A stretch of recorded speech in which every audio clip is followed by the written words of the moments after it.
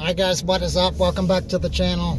I'm Mike and this is Meet Mike. I just want to talk to you guys a little bit today about mental health and why it's so important and where I'm at with it.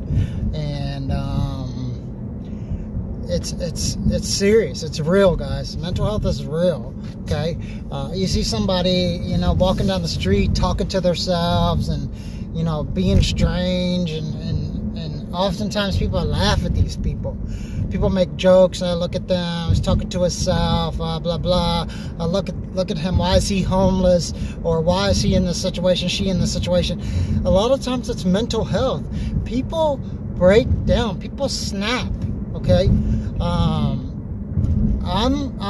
I suffer from depression. I struggle with mental health, and oftentimes I'm trying to be funny, and a lot of the times people cover it with humor, and a lot of comedians like Robin Williams committed suicide, and he was so funny. People would have never thought Robin Williams would kill himself. Okay, it's real, you guys, and I just want to make this quick little video and talk about kind of where I'm at with it right now. I'm going through a pretty serious breakup, and the heart doesn't break even. When a heart breaks, a heart don't break even. And there's a song lyrics, but there's true song lyrics. And I know you guys have maybe heard that, and it's true. And right now, my heart hurts. And this person I was dating has already pretty much moved on. It's been like a week, and they say if the person moves on quickly, like within a week or 2 weeks, there was already someone there behind your back 9 times out of 10. If they've moved on that quick, there was somebody already there behind your back. And it sucks and it hurts bad to even think about that. This person's telling you they love you and they're laying by you and you're hugging, and it's just, all butterflies and everything, and they're behind your back doing some foul shit. Okay? And I'm not saying that, I don't know, I was about to go down another road, but you guys understand what I'm saying? It's crazy. It's foul. I could never do somebody like that. Okay? I was kind of unhappy too in this relationship that I'm talking about, but I wasn't behind their back with someone else. I wasn't. I didn't go behind their back one time. And this person's foul, and I knew better. I did, and I still did it.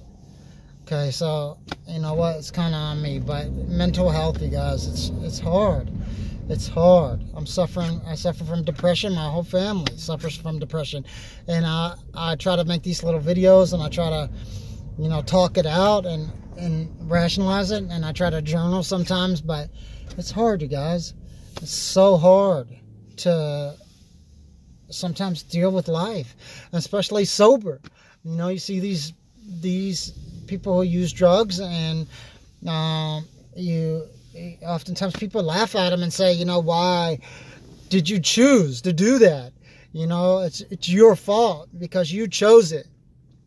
Sometimes that's what people turn to when they're suffering from mental health, because it's an escape from the real world. And the real challenge is staying sober. It's a challenge, you guys. And you see people on social media now. Social media is a big thing, and they scream 60 days sober, so proud, and then it's 90 days sober, so for 6 months, so proud, 1 year sobriety. That's a big deal to them. And if you've never been down, I've never used hard drugs. I did cocaine one time. I think I was 18, and never really got into that. But I smoked a lot of weed and a big time drinker. But it's hard to get sober, guys. And I'm telling you right now, it's super hard. And for me, when you're going through something, it's so easy to turn to that because it takes away the pain. But it's a temporary relief, because as soon as you sober up, the pain comes right back. And then you're right back to square one, and you're running around the city trying to cop drugs, trying to get another high. You're always chasing the next high. So it's not smart. Okay, so it's hard to deal with your thoughts and emotions sober, but it's probably the best course, you guys. It's the best course is to stay sober. So I've been sober from alcohol for quite some time now, probably about 2 years now, no alcohol in my life, and I feel amazing. I do, guys. I go through, I have bad days, I have good days just like everyone else, but I'm staying sober, okay? I'm not turning to alcohol to get through the sadness, okay? And now, 2 years sober, I've went to bars and where they sell food and ate and watched basketball since being sober and not drank. And I'm just looking around while I'm eating my meal in this like sports bar setting, other people who are drinking, getting drunk, and I'm just looking at like they seem happy, but they're not happy, and they're not. Bars are the saddest place in the world. They look so happy. They look fun. Everybody is laughing, having a good time, but really deep down, everybody's sad. And I noticed that about bars.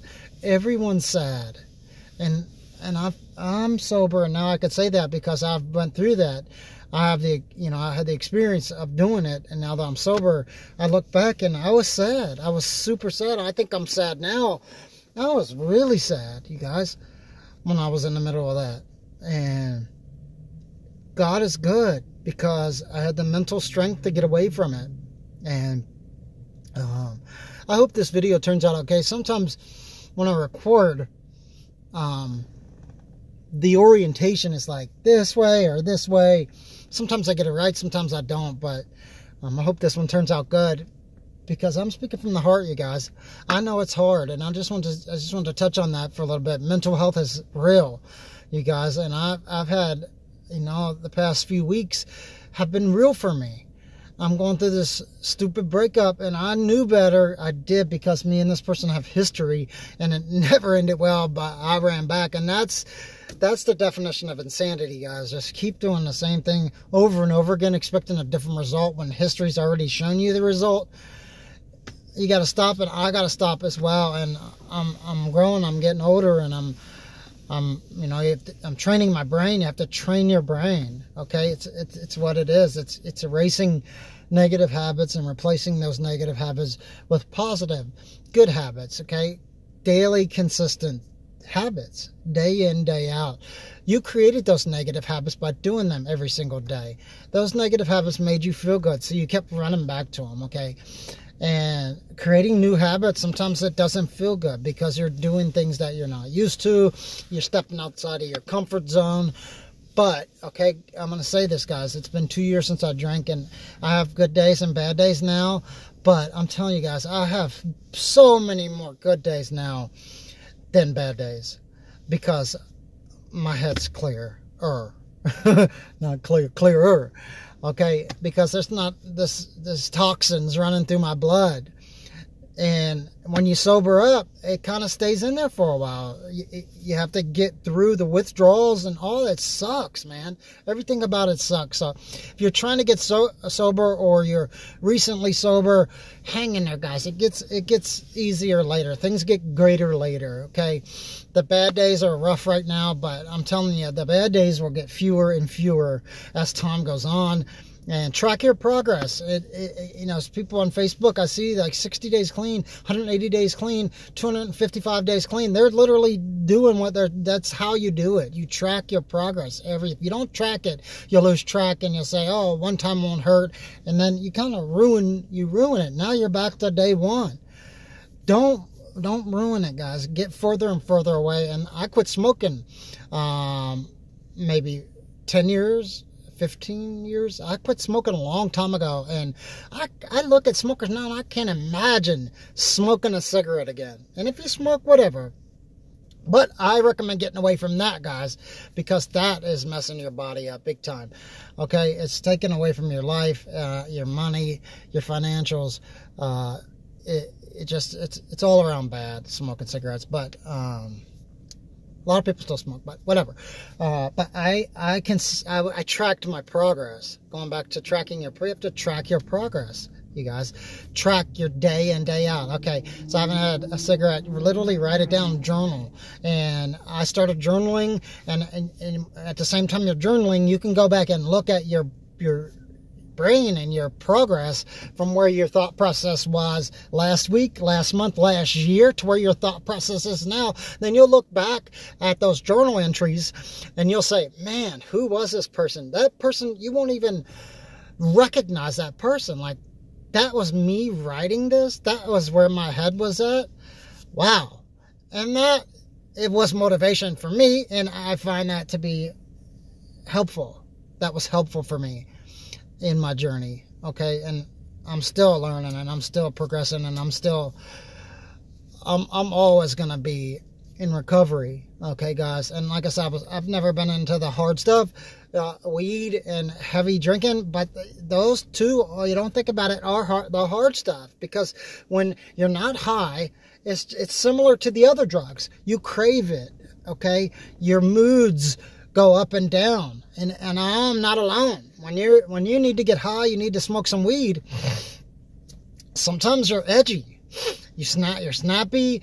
You take things out on people that don't deserve it, and that's your body wanting it, craving it because of the addiction, okay? And I've just recently stopped smoking weed, maybe 3 months, 4 months. I cleared my head completely.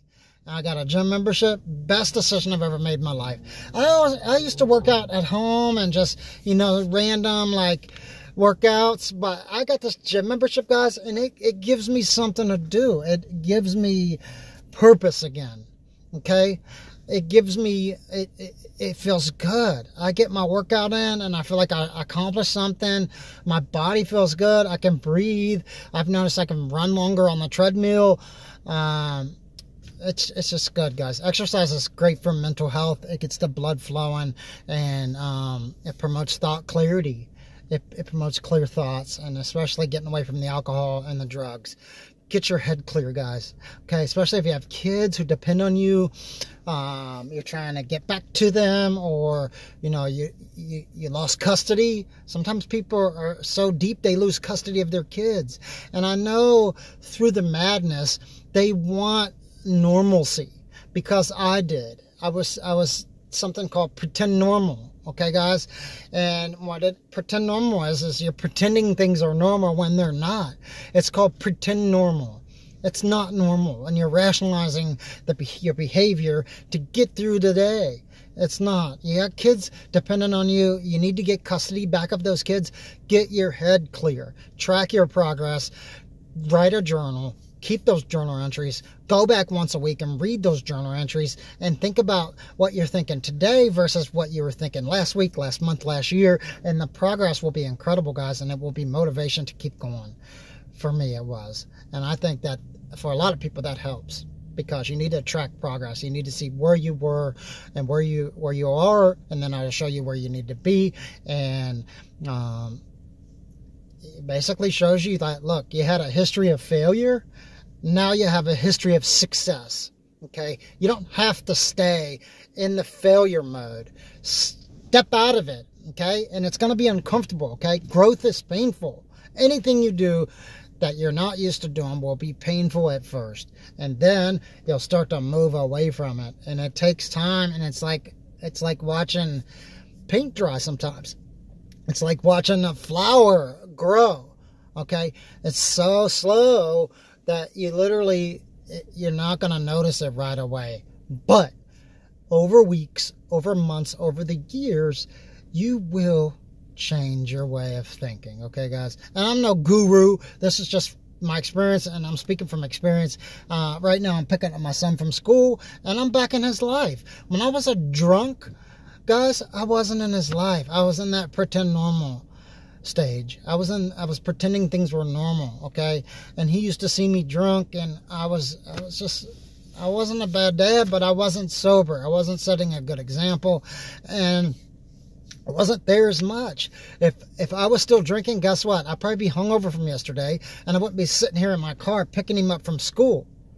So I contribute a lot of today's behavior to yesterday's behavior. What I did yesterday equals what's going to happen today. So start now, guys. And then tomorrow, because you started today, tomorrow will reflect on today.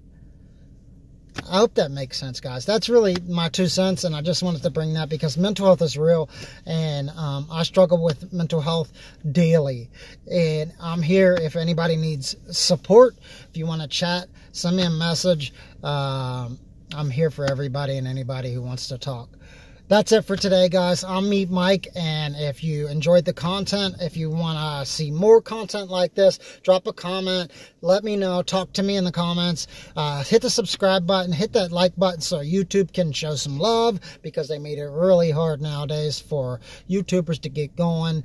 And that's it. We'll see you in the next one. Thanks, guys.